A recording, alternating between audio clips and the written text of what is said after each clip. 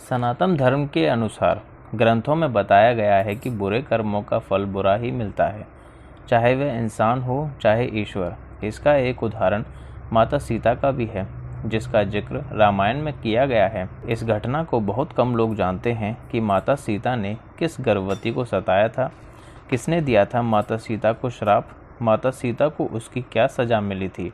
आइए हम आपको इन सब प्रश्नों के जवाब देते हैं। कृपया हमारे चैनल कौशिक मित्र लाइक करें, शेयर करें और सब्सक्राइब करें। सीता मिथिला नरेश जनक की पुत्री थी।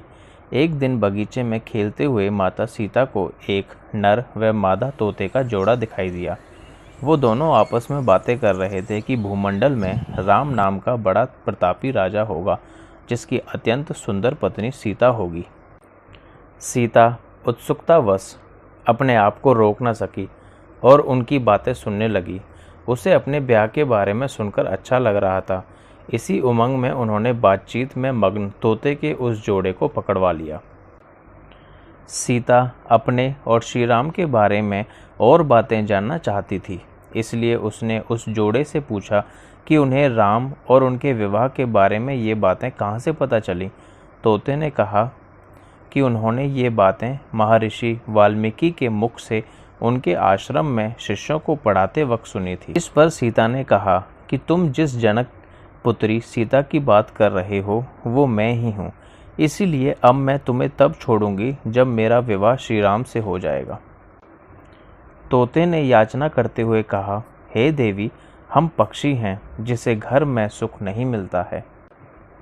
हमारा काम ही आसमान में विचरण करना है। सीता ने नर तोते को आज़ाद कर दिया और कहा कि मैं तुम्हारी पत्नी को मैं तब छोड़ूंगी जब मुझे राम प्राप्त हो जाएंगे। नर तोते ने गिड़गिड़ाते हुए कहा कि सीते, मेरी यह पत्नी गर्व से है, मैं इसका वियोग ना सह पाऊंगा। कन्या सीता ने फिर मादा तोते को नहीं छोड़ा।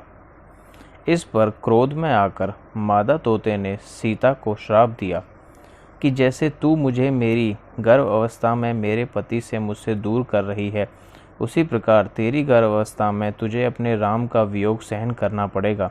इतना कहते ही मादा तोते ने अपने प्राण त्याग दिए। कुछ समय बाद उसके वियोग में नर तोते ने भी अपने प्राण त्याग दिए। इससे माता सीता को बहुत दुख हुआ, लेकिन तब तक बहुत देर हो चुकी थी। बताया जाता है कि अगले जन्म में तोता वही धोबी था जिसने माता सीता के चरित्र पर उंगली उठाई थी, जिसके बाद भगवान राम ने सीता का गर्भ अवस्था के दौरान त्याग कर दिया था।